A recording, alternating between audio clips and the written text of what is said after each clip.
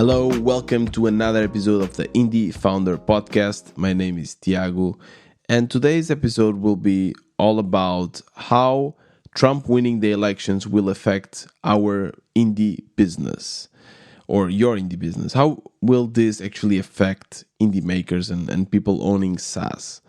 Now, I'm no expert in this matter, but I've been following the elections. I know a few of the measures that Trump wants to implement, and I just want to use this format as a discussion. Let's just think it through and see what this might imply and how this might affect our business. Before we get started, a few things. If you want to support this podcast, give us a review. If you are listening on Spotify, Apple, or in most streaming platforms, you can just find the star or the review button and give us a 5-star review. And this will help us because the algorithm will then recommend us to other people like yourself that like this kind of content.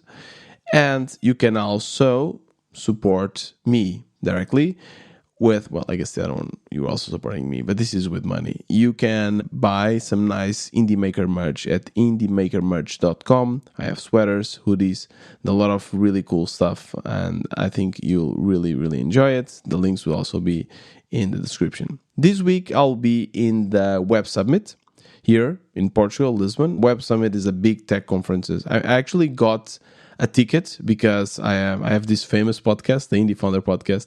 Yes, I got a ticket for free as a media ticket. So I guess I will try to focus this time more in interviewing people and then getting to know people. So first of all, if you are in the conference, just shoot me a message at Twitter. WBTiago is my handle.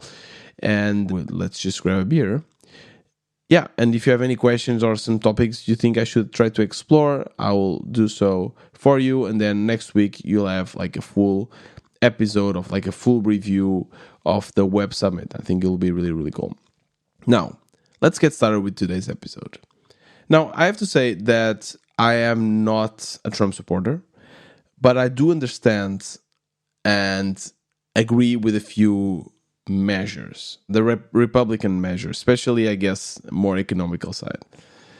Either way, this episode will be, I'll try to focus more on how will this affect our business? Because we have been seeing a lot of kind of negativism around Trump being elected. And it was no surprise for me, to be honest, because I've been following the elections mostly on social media, on YouTube, on X. And I mean, for me, Trump was everywhere. There was movies being made. He was in all the big podcasts. It was everywhere. And Kamala was not. So my impression was that, yeah, he will win for sure. But it's funny enough, my co-founder, he was following the elections mostly through the traditional media. And he said, no, Kamala will win. For me, when I was looking to those polls and they were saying there was a tie, I was like, there's no way there's a tie. There's no way. I'm sure Trump will win. And eventually he did. Now, there's a lot of bad things around that. I guess I might talk a little bit more about it, especially around, of course, immigration, around climate as well. That worries me a lot. But media, the traditional media, I guess, in the US as well, but here in Portugal, they are very much anti-Trump. And that makes them very biased. That makes them, because I know that Democrats, they also have a lot of bad apples, a lot of things that they should not be doing. But media really focus on the anti-Trump, and that's not good. That's not good because it blinds us. It is a blind spot, and people do not understand what's going on. And then Trump actually has a lot of popularity. Now that he won, I like politics and I like to follow this, and everyone is saying, oh my God, the world will end, and it's really, really bad. So I don't know. I want to try to see some positive out of this, and let's see if there's some good things that will happen, at least for our businesses, with Trump new mandate. Now, my business is based in Europe and is a SaaS. I assume that your business will also be a SaaS. Most indie makers have, online digital SaaS products. I don't know if you're in Europe. I know a lot of you are in the US. It might be a bit different. But let's try to go through a few of the measures we know Trump will be implementing, and let's try to figure out if that will or not benefit our business. Now, first thing, most of my clients are in the US. And I mean, there's no way around it. I think for most people, that's the same. US is just a huge power. Like the mentality, the business mentality is amazing. And people will invest in themselves, will invest in their business. Selling Podsqueeze subscription to the US is so much easier than selling it here in Portugal. In Portugal or other countries, like I remember India, I was trying to sell in India, and it's impossible. No one buys it. It's I guess poorer countries as well.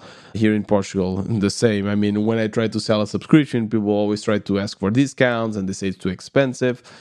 It's just there's less purchasing power. The US is amazing. I in that sense, it's true. I mean, I always try to focus my business there because I know that people will be willing to buy.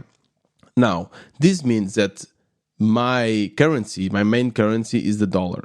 And let me tell you something interesting. The moment Trump won the election, I was making money. Not because I bet on it or anything like that, but because the dollar went up quite a bit actually. And it might not seem a lot, but if you compare before the Trump election, $1 was 0.91 euros. And after the election, it went up in the same day that Trump won to 0.93. Now, I know this is not a big increment, it's just 2 cents, but that meant for us, for our MRR, that our MRR grew by 300 euros. So that's something. I mean, that's more than 3,000 a year that I just made by, in this case, Trump winning the elections and the dollar going up. Now, will this remain? Probably. Let's dive into this. So one thing that Trump says that he wants to do, and it's interesting because somehow is aligned with what a lot of more left-wing parties, at least here in Europe, want, is to kind of take a little bit the throttle out of NATO. NATO is this alliance between the US and the European countries that kind of protects, you probably know about this. It's been talked a lot about NATO, especially due to the Ukraine invasion.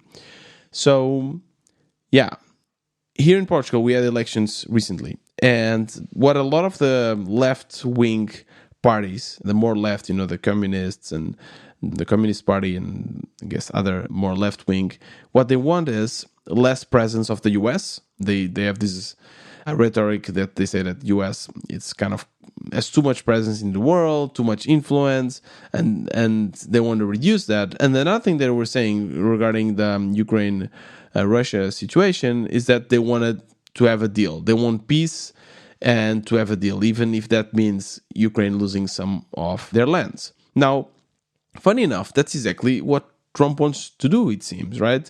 He said that he would solve the war in 24 hours, when what everyone is saying that actually what will happen is that Putin will remain in control of the lands that he already conquered. So he will find a way, an agreement that Ukraine will still lose, but there will be peace. Which, again, that's what the left wing, at least here in Portugal, they wanted. Another thing is that Trump says that they are spending too much money in NATO. It's true. I mean, the US is one of the biggest or the contributors to NATO. And he says that European countries must pay more. He said that. Like, what was he saying? He was, Wayne, hey, Trump, what if we don't pay? Would you protect us? No, I will not protect you. I will even encourage Putin to invade you. Something like this. These absurd things that Trump says is crazy.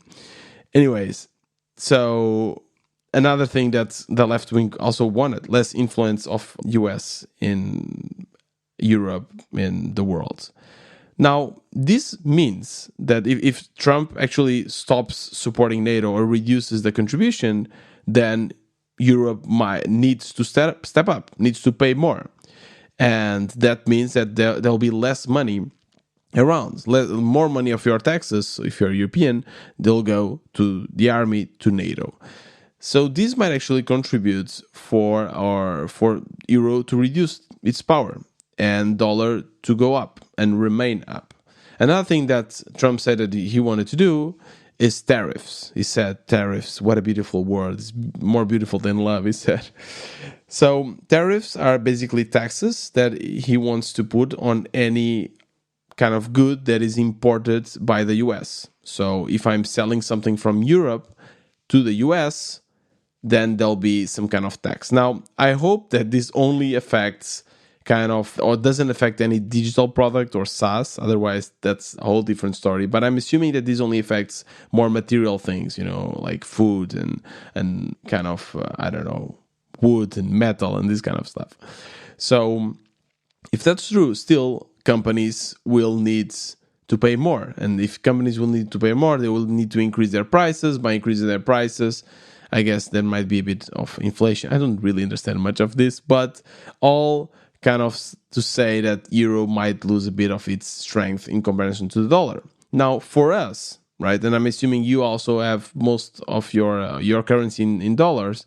For us, this is good because if we live in Europe, again, assuming that you live in Europe, this is good because I get my payments in dollars, the euro is lower, then I have more purchasing power. If you live in the US, then I guess this won't affect you much unless you travel, which is great. I mean, then you travel to Europe, you travel around, and your money is worth more. Now, that's around the dollar, euro, and currency situation. One other thing that Trump is saying that he wants to do is to reduce corporate tax to 15%. Corporate tax is the tax that you pay after all the accepted deductibles, all your expenses, then you have this tax that you have to pay. Here in Portugal is around 21%. I think in the US it's also 21% now, but he wants to reduce it to 15%. Now, this is really interesting. This is really interesting for two things. First of all, what they say is that by reducing corporate tax, this will increase the company's purchasing power. But in reality, that's not really true because you only pay this tax over the money after subtracting all your expenses. So it won't affect your purchasing power as a company because any business expense that your company has, that will anyways be covered because that won't be taxed. Only the money after all the deductions, that will be the one that is taxed. That's normally the money that I guess is reinvested in the company or the money that you take as dividend. Still, there's more money there, more money for you to take for yourself, more money to reinvest in the company. So this might mean that there will be more money to spend in SaaS. It will be easier for companies in the US to invest in SaaS, either SaaS from within the US or SaaS from the outside. This could be good as well for us, I guess, right? So this could be good because, first of all, there will be more money, so our sales might increase, and eventually we can also increase a bit the prices.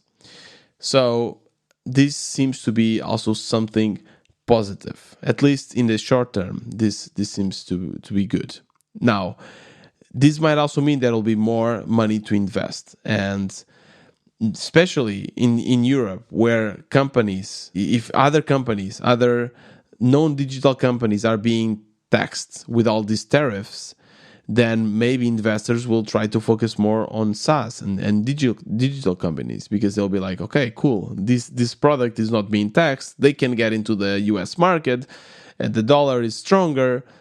Great. There will be more money to invest. I don't know. That's only supposition. I don't know. Now, one other thing that I want to talk about is OpenAI. I know that a lot of us use OpenAI. We surely use OpenAI in most of our products. I love ChatGPT. I love how easy it is to use. I love how cheap it's getting as well. But Elon Musk doesn't like Sam Altman too much, right? So he is already suing, and I don't really understand the power that Elon Musk will have now in this new Trump administration. But I mean, he really invested a lot in Trump winning. Invested money, invested his reputation, his time. So that's probably because he has a lot to gain, right? So I don't know what will be his kind of control, but I'm a bit afraid that this might not be good news for OpenAI. I don't know. This is just my personal opinion. Maybe it won't be anything because OpenAI is a US company, but this might not be very good. And if this means, I don't know, some limits for OpenAI or some increase of prices, this might also be bad for us.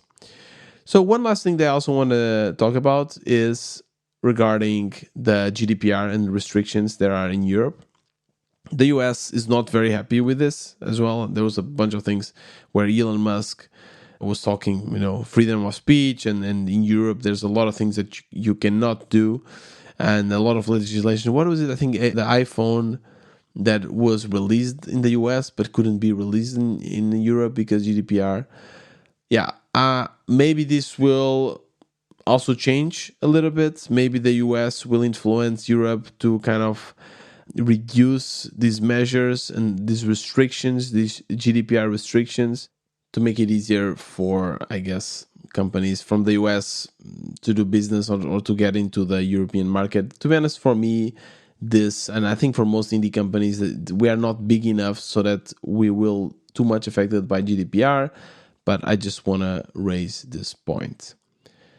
Now, that's basically it. That's all I wanted to say. I mean, if you are in the US, I guess things will be a bit different. My perspective is more as an European, but in the US, it seems also that things will be good in the sense that taxes will be lower.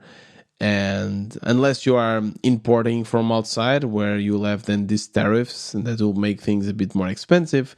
If you're not doing that, then it seems that there'll be more money in the country focused on companies, and maybe there'll be some support, less taxes, and so on.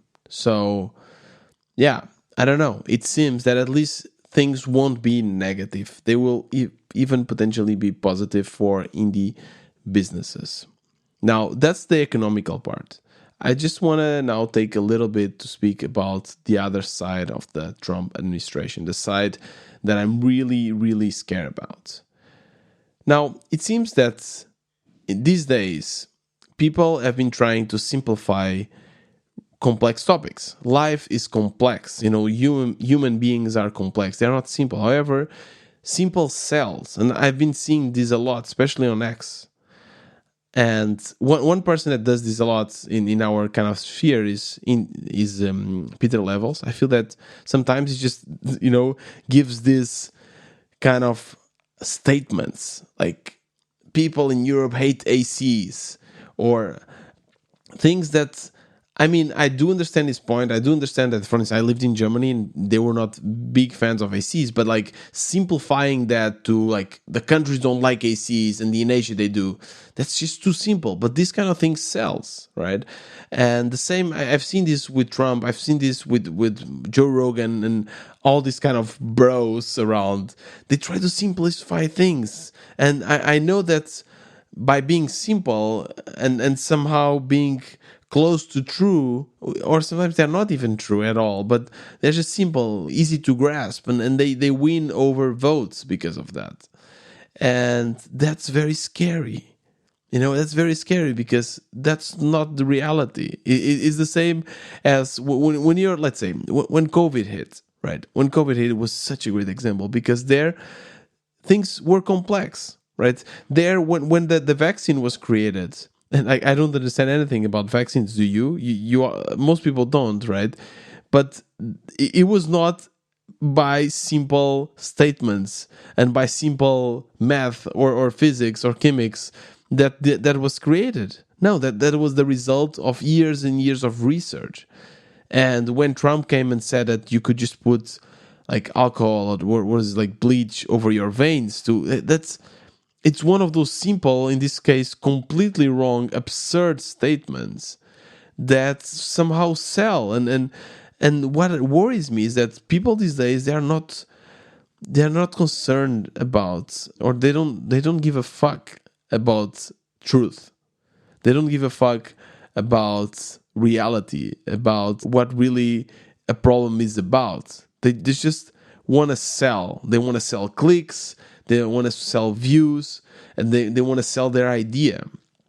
And that scares me because the people that I want kind of flying the planes and taking us to space, yes, or governing our countries, my doctors, people, that are dealing with complex topics. I want really smart people, people that are open-minded, people that are humble and understand that life is complex, that life is not black and white. And more and more I see in my life that is not easy. I kind of empathize with a lot of opinions. It's not easy for me to say that, all the Trump supporters are wrong and Republicans are wrong and everything they say are wrong and Democrats are right. No, I can see that there are nuances, there are things that are different, that they depend on the context, and I see good points from both sides.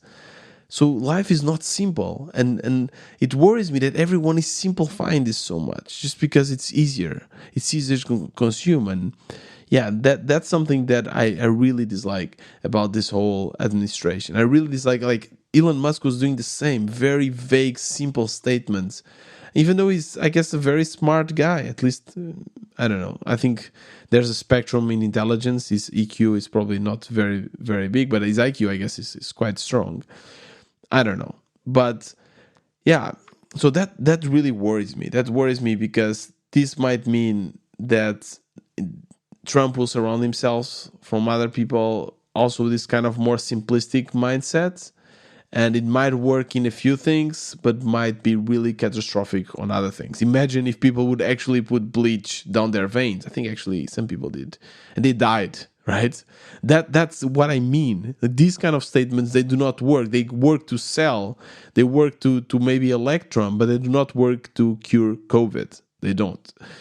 So one other topic that makes me really, really concerned is climate change. I don't know, in these elections, no one, Democrats or Republicans, spoke about climate change. And Trump actually mocks it. What was he saying? That the can you please blow so that the wind can rotate and I can watch TV. And I don't know, he was making these jokes of like wind energy, and he said no, he loves oil. He even said, like, I love oil, let's explore that more. And man, no, we are fucked. Like, people don't understand. Like, when I was doing my first project since I started this indie journey, the Change It, I was depressed. There's such a term called eco anxiety. And that's when people get anxious, because I was just following this news about climate change and the COPs and the conferences, and looking at it as like, dude, we are fucked. And even recently, this is happening more and more and more. Like here in Spain, Valencia, it was terrible. 200 people died. And you see the images, you see all the cars kind of piled up because of the strength of the flow, and it's terrifying. It's fucking terrifying. And again, that's one of those things that won't be fixed with simple anecdotes and simple kind of statements. These are things that need to be thought through. These are things that need really clever, smart people that dedicated their lives to it. And yeah, that's probably what worries me the most, to be honest. Of course, racism, abortion, and all this step back that we are going to do, that I guess will mostly affect people in the US, but not only, actually. It will affect everyone, because you've seen here in Europe, there's also kind of this right wing or extreme right wing politicians growing, and people see the US as an example, and they will try to apply the same things here and I guess all around the world. Yeah, so that really, really worries me. That really worries me. And the only thing that we as indie makers can do is to stay humble, to stay open-minded, but not to stay in the shadows. I have so many brilliant friends that studied physics and study really complex topics, but then you never hear from them. Every time you ask for their opinion, or if they are in the context of like a bigger team, they never become leaders. I don't know if it's because they are humble or it's their personality, but when you have this more open-minded and you see truth everywhere, or at least you understand every different opinion, and it's hard for you to have your own opinion, because you understand that everything might be right and everything might be wrong. But I really believe that it's time for us to speak up our mind and really invest on researching topics that are complex and then explaining these topics and bringing these topics in discussions, being that discussions with our friends, in social media, with our family. We owe that to ourselves, to our world, to also raise our voice and not allow people with these simple comments to win. Because if we don't do anything, that kind of rhetoric will eventually win. I mean, they are winning. They won. And that shouldn't be the case. That shouldn't be the case. But yeah, that's it for today's episode. I hope you enjoyed it. I realize now that I mostly focus on Europe and the US. And I don't know much about, I guess, Asia and Africa and Australia. Those are realities that are a bit too far away from me to grasp. I think probably for India, this might be good somehow, because India is not that much dependent on the US. It's a big economy, big country, full of potential. So this might actually allow them to grow a bit their economy. I don't know. But yeah, I guess if you have any thoughts on this, just shoot me a message on Twitter and we can discuss it. Yeah, this was this episode a bit different, a bit more political, but summarizing, I think not everything will be negative with the Trump administration. It might actually be good for our business. And I'm interested in knowing your opinion. So shoot me a message. WB Tiago is my handle on X. And I would love to hear your thoughts. Maybe there's probably something I didn't cover, some measure, something that might be good or bad for indie businesses. So please shoot me a message. This was another Indie Founder podcast. Have a great week.